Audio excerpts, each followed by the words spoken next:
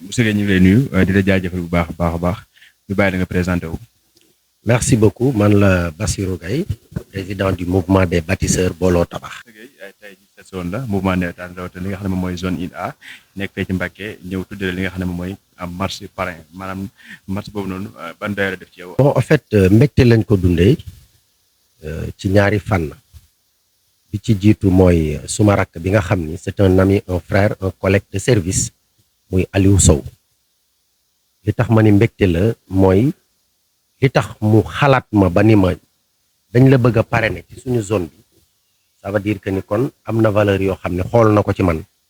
ba ma doy ko kon nag donc valeur yooyu bu ko xoolee ba ma doy ko ba mu wax ma ni dañ la ko bëgg a jox loolu kon mbégte la ci man mais aussi ci suma waajur yi def valeur yooyu ci man donc ma ko ciy sant beneen bi ci topp muy l'honneur que la zone a fait pour accepter proposition Aliou Sow bi parce que Aliou mënoon na nekk un membre de la zone nekk ci bureau bi mais proposer ñu rejeter sa proposition mais quand même bi mu proposer également aussi tous les membres du bureau accepté nañ sa proposition ba mu tax ngeen def déplacement bi tey ñëw seet si ma loolu honneur la ci man mu nekk lu rëy. lancer un appel non pas à la jeunesse départementale mais à la jeunesse nationale que ñu xam ni le football fait partie des secteurs de développement parce que mënoon nañ jàppe les footballeurs comme étant nos ambassadeurs. Je me rappelle bien, il y a un monsieur qui avait dit que ni mus na dem ba Corée di waxtaan ñu ni ko ndax xam nga El Hadj Diouf ce qui veut dire que ni El Hadj bu ñu ko xamee du juddoom du dayoom mais c'est le football kon donc loolu su amee dañuy xam ni kon football dafa war a dajale waaye wërta xajale te les nawetaan loo xam ne 3 mois la war nañ ci mën a góorgóorlu ba bu 3 mois yi di dellusiwaat les autorités étatiques ñoom ñooy jëkk a yàkkamti pour nawetaan amaat parce que lañ cay gagné parce que toujours dañuy wax ni nawetaan buñ nee dafa bokk ci secteur yi nga xam dafa yor wàllu développement ñaata nit ñoo fay jaay si ndox ñaata nit ñoo fiy jaay si gerte ñaata nit ñoo fiy jaay si crème Aliou xam na li ñuy wax parce que ñun ci wàllu développement lañ ne parce que dafa am nu ñuy schématiser ay mbir donc loolu moo tax ñu war a xalaat ni kon dañ ko war a gën a organiser encadrer ko te le président Amadou Kane un ami un frère parce que maag sa femme ñoo bokkandoo woon nekk au Sénat mu nekkoon suñu directrice des ressources humaines ñu gis li muy daj moom ci nawetaan gis coono bi mu koy jural mais quand même il a l'amour d'être parmi ceux qui organisent le football au niveau national comme au niveau local loolu nag su amee yéen jàppale leen ko ci ba kenn du ko xarab kenn du ko xeeb ci li ngeen di nekk te ci lu noble ngeen nekk vous encadrez des jeunes yooyu ëllëg ñooy daan ay professionnels ainsi de suite tey les Sadio Mané ils gagnent des milliards di defar seeni dëkk mais tey Mbacké regorge de talent et de talent très talentueux mais comment faire pour exposer leen loolu moo desoon loolu nag doon nañ xalaat nag comme dañu nekk ci les Jeux 2026 département de Mbacké bokkoon ci Jeux yi nga ci dëkk yi nga xam ni doon nañ leen prévoir ci infrastructure yi parce que buñ ko amoon tey wax naa ko léegi ci biir suma wax dégg ngeen waa làmb di wax ni ñoom buñ soxlaa stade bi 300 000 lañ leen di laaj alors que ku ne xam na ni mbër yi fii mënuñu am loolu mais tey buñ prévoiroon benn arène multifonctionnelle nga xam ni mbër yi dinañ fa mën di bëre ñu fay dawal course hippique di fa def karaté fexe ba wutal leen ay salles yu mag yoo xam ne dañ koy informatiser ñoom bu ñu toogee soxla sax ay nouveauté ci wàllu ndax karaté mook judo ñoo yem toujours da ngay gis ni ay clé yu bees da ciy génn foofu ci salle yi mais mën a appliquer mais on nous laisse dans le temps comme on était réflexion yi amaat ay retapé lay doon te loolu je pense que war nañ ko weesu mais yéen aussi en retour les équipes il faut que ngeen góorgóorlu ci une équipe un champ équipe bu nekk ngeen wutal ko benn tool vous pouvez créer des emplois une équipe un champ on dit que ni Mbacké presque à plus de 85 départements bi à plus de 85% ci jeunesse mais ces jeunes là qu'est-ce qu'ils font da ngay dégg toujours ñi naan ñii dem na ca gaal ga kii dem na fe mais c'est parce que amuñ ci lu ñu téye il faut que ñu wutal leen ci lu ñu jàpp jeunes yi bañ a toog rek di xalaat ni état moo leen di defar lépp l'état ne peut pas tout faire l'état crée des conditions pour nit ñi am xëy mais boo ne man jàng naa supposons ba pare defuma lii defuma laa alors que l'état waxul nit ñëpp maa leen di jox liggéey mais da ngay créer loo xam ni demain di nga mën ni kat lii je suis parti de rien pour agsi fii par exemple mais mën nañ ko jël ci Cheikh Amar exemple Serigne Mboup il n'a pas fait les bancs alxuraan la def mais tey il fait partie presque des plus riches du monde loolu nag na ko nawetaan yi innové fexe ba di créer des champions yoo xam ni da nga naan équipe bii kat ci wàllu production par exemple ci mbay moom mooy champion dana la permettre boo jugee ci bu dee arboriculture nga def ñu ni limon ñu ni mangue wala leneen mais da ngay créer sa benn PME petite et moyenne entreprise à côté fexe ba am sa unité de transformation di defar say jus locaux ASCB ko moom buñ ko defaree wutal ko autorisation de Fra étiqueté ko mais recruter ay jeunes yoo xam ne ñoom ñoo yor en charge la commercialisation de ces jus là kër gu nekk bis bu set ñun la di ngeen jënd 5 jus naturels mais bu déwénee yéen seen kees mara day taali lay doon du ngeen soxlaal kenn lenn au contraire les politiques ñooy daw ñëw ci yéen parce que il y a beaucoup de politiciens ingrats j'ose le dire je fais partie des politiques mais j'ose le dire parce que dañ naan boo ma du ma gagné ci yow dara mais lan ngay gagné ci ay ASC te yow bu dee politicien bu xam dara nga xam nga ni dañ lay wax ci texte yi ni la toute association est apolitique bu ñëwee ci yow di wut te yow ñu defal la lépp mais defal leen parce que boo demee ba ni man responsable politique la ñu xam la c'est parce que quartier ba nga nekk dëkk ba nga nekk am na ñu fa ànd ak yow mais lan ngay gañewaat ci ñoom mais defal li nga war a def rek après ñoom bu seen conscience ñëwee dinañ xam ni war nañ laa jàppale mais une foule qui n'a pas de parole soo leen bëggee defloo dara yow yaa bëgg a sonal ñi ko jiite képp kuy jël parrainage bul ci wékk ni dama laa war a amal dama laa yoreel bor déedéet a nawetaan yorelul kenn bor au contraire ñun ñoo leen yoreel bor ñun les politiques kon donc loolu mooy li nga xam ni man bëgg naa ko ci wax de toutes les façons match bi nga xam ne jox ngeen ma ko bëgg naa les 4 équipes def football bu fair play nañ def fair play pour tous les nawetaan sax laay wax et je profite de cette occasion pour saluer et remercier le président Mamor Sarr qui est un frère un ami que j'ai vu faire ses premiers pas dans les activités politiques chez moi et jusqu'à présent j'ai pas regretté et je l'ai pas regretté je regrette jamais de dire que ni Mamor jaar na ci suma loxo idem pour Cheikh Fallou Silla idem pour Galas Dia parce que ñoom ñëpp ils m'ont fréquenté tey ils sont devenus des responsables ci football départemental kon donc loolu dama leen koy lancer waale rek ngeen def de la sensibilisation parce que bu ngeen ko defee dina arranger le préfet du département de Mbacké un jeune comme nous qui aime le sport comme nous dina arranger également sur les forces de sécurité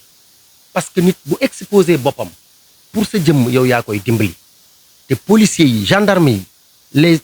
sapeurs pompiers la Croix-Rouge ñoom ñëpp dañu exposer seen bopp pour le football parce que kii ñëw di la sécuriser moom buñ ko doon xaañit day song rek pour protéger la kii ñëw di la faj tiim la xamul ban feebar nga yor muy la Croix-Rouge xoolal ni mu exposé boppam idem pour les sapeurs pompiers donc loolu yëpp nañ ko def et xam naa ne loolu sax du xaj ci benn jataay mais quand même nañu xalaat ni rek une fois après les nawetaan ñu def les assises du football au niveau local xam les mots àndandoo ko wuti parce que c'est possible dans la vie on dit toujours que ni ce qui est impossible c'est ce que l'homme n'a pas osé aller décrocher parce que yàlla jox nañu xel jox ñu bët xañu ñu am xel mu ñu mën a utiliser liñ jàng kon donc loolu daal vraiment moom laa ñu woon naa ko ci mais di remercier également aussi su fekkee amaatuloo beneen question waaw bon monsieur Gaye man je suis gestionnaire de formation bon sama premier parcours professionnel je l'ai fait au Sénat j'étais chef de bureau avec le directeur Mamadou Aïssa Ndiaye au service législatif du Sénat c'est de 2007 jusqu'en 2012 et 2013-2016 j'étais le chef du bureau administratif et financier à la direction du commerce extérieur donc de 2016 à 2018 j'étais chef de bureau autorisation Fra au niveau de la région de Diourbel à la direction du commerce intérieur et de 2018 en 2024 j'étais point focal du ministère du tourisme dans la région de Diourbel en charge du tourisme religieux au ministère du tourisme et de 2024 jusqu'en 2026 je suis chef du bureau chef du service au niveau de Taïf comme CPDT le Centre pour la promotion du développement territorial, les ex-SER, les centres d'expansion rurale. Actuellement, loolu mooy suma parcours, mais actuellement aussi, je suis président de mouvement dénommé Mouvement des bâtisseurs Booloo Tabax ànd defar. Merci.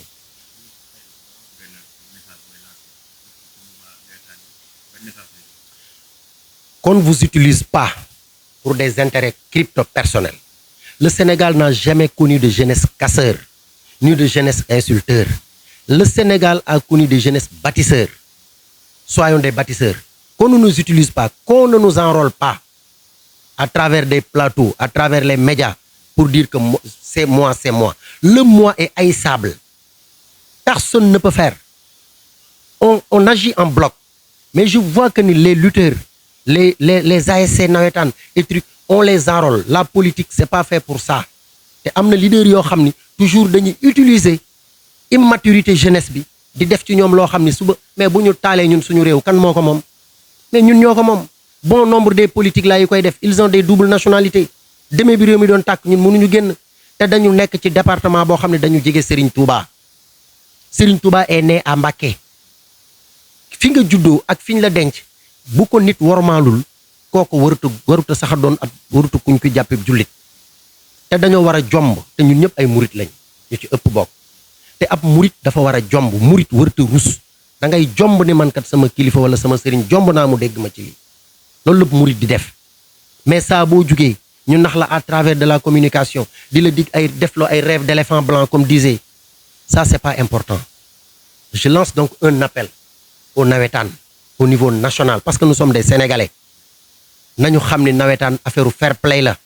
kenn ku ci nekk bëgg nga fa nga nekk bu déwénee nga dégg ni sa équipe sa benn joueur dem na ci U15 yi dem na ci U17 yi wala kenn dem na équipe nationale A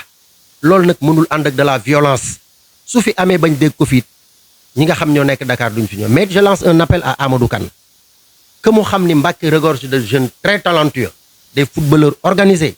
ñoom it nañ fii ñëw di xool si suñu xale yi donte dañuy def par nawetaan ñu jékki-jékki rëcc ñëw yabal ñaari nit ñëw taxaw xool stade xool xale yi kuñ ci war a dimbali ndax am na ñoo xam ne tey ñu mën a football lañ mais seeni parents amuñuy moyen ñooñu it ñu jël leen en charge yóbbu leen ci école de football yi di leen fayal en retour après dina am lu ñu apporter donc voilà ba ci amaatut looy laaj. waaw mais man dama jàpp ni tribune bi stade bi ñu ko defee rek léegi ci 2 ans la waaw mais xanaa bi ñu koy réceptionné dañ ko war a réceptionné provisoirement te normalement waroon na am garantie ci clause yi contrat yi wax nañ ni fii ak 3 ans fii ak 4 ans bu fekkee yàqu na l'entrepreneur bi gañoon marché bi dafa war a ñëw defaraat ko ci yoon mais loolu su amee ñi nga xam ne ñoom ñoo en charge le stade dañu war a génn wax ak population bi ni leen contrat yi lii lañ ci defoon su nekkente ni loolu bokku ci woon mais la municipalité mais li ngeen di gagné fan lay dugg ci mairie bi la jëm n'est-ce pas am de mais la municipalité na jël ay responsabilités am defar ko mais ci risque yee buy taw da ngeen di seetaan dañuy seetaan à ciel ouvert mais ça c'est pas du tout professionnel et c'est pas du tout correct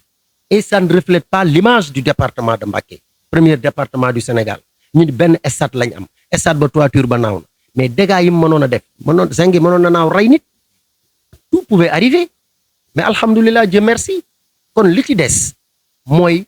ñu xool naka la ñu def en tout cas le mouvement des bâtisseurs ñun nous sommes du département on a des amis on a des partenaires ah danañ ci xool ak ñi nga xam ni am nañ leen mais nag it comme dafa nekk ci compétence commune te xam nga avec les politiques là duñ la permettre yenn yi quand même da ngay comprendre mais je pense que ni l'entrepreneur bi nga xam ni moom moo ko defaroon contrat ba mu ko signé clause yi am na lu ci ne su yàqoo fii ak 2 ans maa koy defaraat wala bu yàqoo du ma ko defaraat lu ci mën di xew yéen war ngeen ko xam ba xam quelle position tenir mais bu ngeen ko xamulee kenn xamu ko mairie bi na jël ay responsabilités am defaraat loolu rek a fi ne ah. bon di sant la presse ñi nga xam ne tey aussi ànd ngeen ak moom te xëy na lii dina permettre ñu bari dégg suma kaddu à travers les nawetaan alors may sakkuwaat rek la paix et la paix kese laa koy tëjee jërëjëf. jërëjëf Moussa Gueye tey Sélé ñu jox la yow nga daal di tëj li nga xam ne moom mooy jotaay bi daal di wax lan mooy li ñu wër ak kat mooy ki nga xam ne moom mooy Moussa Gueye ngeen sàkk ko jox li nga xam ne moom mooy parrain zone A bi Moussa Sélé Dieng ñu ngi lay jox li nga xam ne moom mooy kaddu gi. waaw asalaamaaleykum monsieur Gueye di lay gërëm di la sant di rafetlu jataay bi ndax xam naa ne xatoon na trop mais vous avez montré à la hauteur que ñu lay jox mérito ndax tey ñun ñi ñëwoon ci mouvement nawetaan situation départementale bi dafa xaw a complexe dafa xaw a compliqué xaw a complexe da ngay xool politiciens yu bari dañuy daw le mouvement nawetaan moom nag moom day wër na mouvement nawetaan et je pense que loolu c'est à saluer ndax comme ni mu ko waxee rek Mbacké département de Mbacké c'est le deuxième département c'est le département le plus peuplé kon ñun jàppoon nañ ni lu ñuy wax JO yi au moins war nañoo am benn infrastructure et je pense que moom wax na ko ni mu ko war a waxee te je pense que lu mel nii ñun ñëpp war nañu def ay réflexion xalaataat suñu département bi ñun nag dañ koy gërëm di ko sant ci rafetlu partenariat bi nga xam ne am na di ñaan yàlla mu continuer ba nga xamante ni li nga xam mooy mouvement bi nga xam moom la taxawal suñu borom defal ko ci ay mbëbët defal ko ci ba lu am ci lu kawe njortam ñi ngi koy ñaanal aussi ci mouvement politique bi nga xamante ni moom la nekk ñu ñaanal ko ci tamit lépp lu mu ci bëgg mu am ko ci li may wax rek di jeexal mooy j'invite les ASC à une grande mobilisation ndax ku mel ni monsieur Gaye mi dañ ko war a wane ndax bu dee jàng fa mu war a jàngee na fa bu dee xam-xam am na ko bu dee vécu politique am na ko bu dee vécu administratif am na ko ñun ñii ci administration lañ nekk di liggéey xëy na moom fi mu jaar sax ñun jaaruñ ko mais nit ki foo ko li ñuy wax njaay naan nit boo demul këram doo ko mën a xam moo tax tey ñu ñëw seet si ko di lancer appel aux ASC ñu def une grande mobilisation def fair play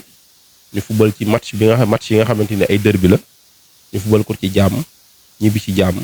ba nga xamante ni parrain bi du am benn dog-dog loolu daal laay invité les ASC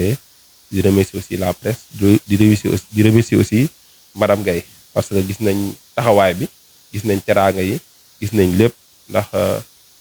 bu góor amee doole ci ginnaaw daa am ñu koy taaw te ñu koy taaw ku jabaram lay doon donc ñu ngi leen di gërëm di leen sant di kontaan di remercier suñu doyen monsieur Fall Modou Fall bi nga xamante ni moom mooy conseil technique gu Bachir donc protocole am nekk xaritam nekk jiitam nekk léppam ñu ngi koy remercier parce que lu jur mel ni te nit ñëw taxaw loolu dañ koy saluer je pense que diñ leen di ñaanal la ngeen ñaar seen ànd bi yàgg dara bañ a dox seen diggante ba lépp loo leen mëbal rek suñu borom defal leen comme ni nga ko waxee alors Modou Fall ñu bëri xamuñu lu ñu lié souvent les gens dañuy gis ñuy ànd te moom toujours daf daan tapiwu à l'ombre moom du feeñ waxe mu ni non mais mbir nag bu demee ba war a feeñ da ngay feeñ c'est mon oncle de sang lii bi mu amee dani ma ndijaay mooy yaay sama bakken bii lay teg ci sa jëmm ji te jour bi muy njëkk a ñëw di ma feeñu ci loolu dama génn di dem sport man je suis un sportif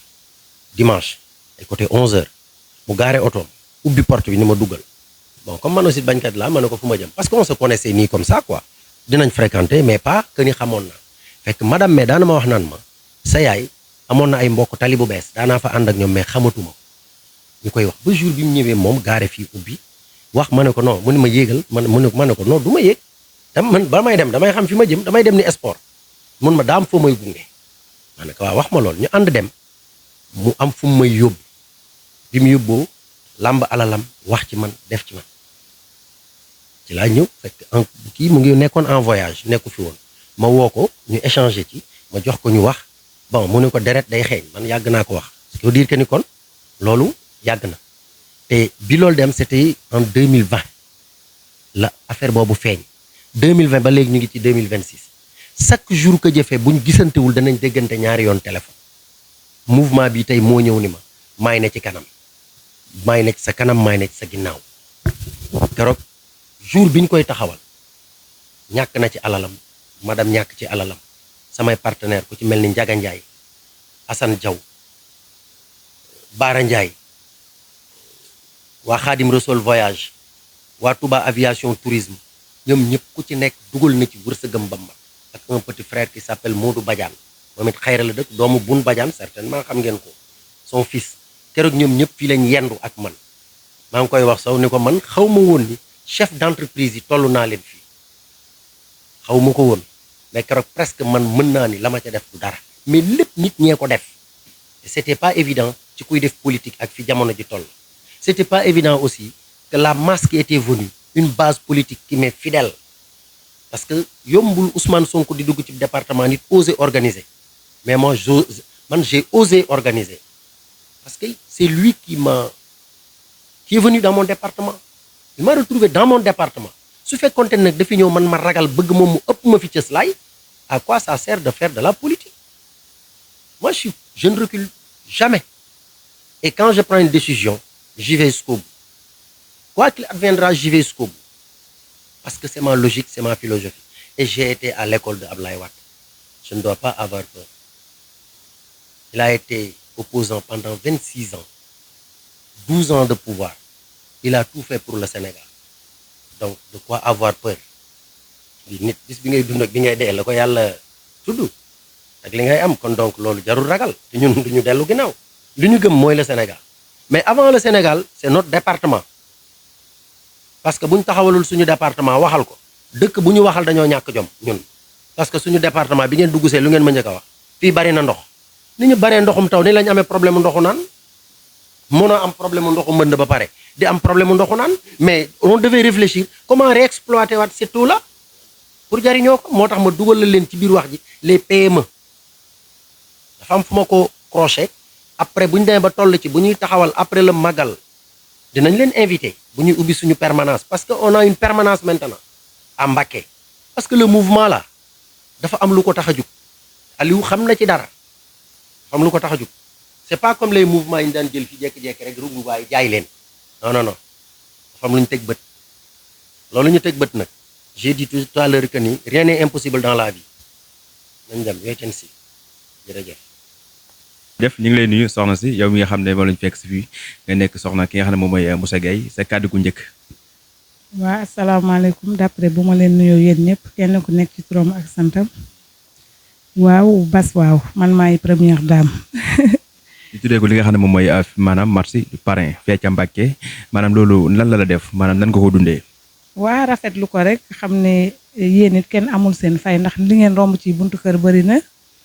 seen connaissance romb na fii te teewul ngeen ñëw ba fii tànn ko loolu moom vraiment dañ ciy kontaan rek di leen wax félicitations à vous yéen ñëpp ñu ngi leen di sant di leen gërëm ci loolu. lan ngeen mën a wax ci Moussa Gueye maanaam tey bu ñu doon laaj Moussa Gueye di la ko laaj yow lan nga ñu ci mën a wax. waaw monsieur Gueye moom yaakaar naa ne c'est exceptionnel du ma ne am na morom mais bariwul daal ci ni mu yore njabootam nu mu yore ay soxnaam du buggul ku mer du créer histoire. même soo xoolee sa kanam sa xam ne da nga mer da koy jaral génn kër gi bàyyi la fi ay doomam ñeme ko waa koñ bi ñeme ko te lu mu am bokk na ko ñu nit du góor boo xamante ni samba àllar la daal day dem ci àll bi di def leneen sans autant waa këram fii lu muy def rek fii la koy njëkkee man nag mention spéciale laa koy wax ndax man mi ngi may bàyyi may voyager di dem fu nekk di ñëw te musuma toog ba xelam nekk ci ni ma tey doo dem wala ñibbisi jot na wala nangam kon man awma lu ma koy faye ndax feccum liir bu neexee yaay jaay jàpp ca mbagg ya. merci jërëjëf di la maanaam jaajëfal bu baax a baax di wax kàddu gu mujj gi looy tëjee rek. waa xanaa di leen remercier rek ak di leen kii jéggalu ci déplacement bi ak coono bi ak taf yi neexut a ñëw ndax ndox meeg yooyu mais daal félicitations daal à vous yéen daal merci beaucoup. merci beaucoup.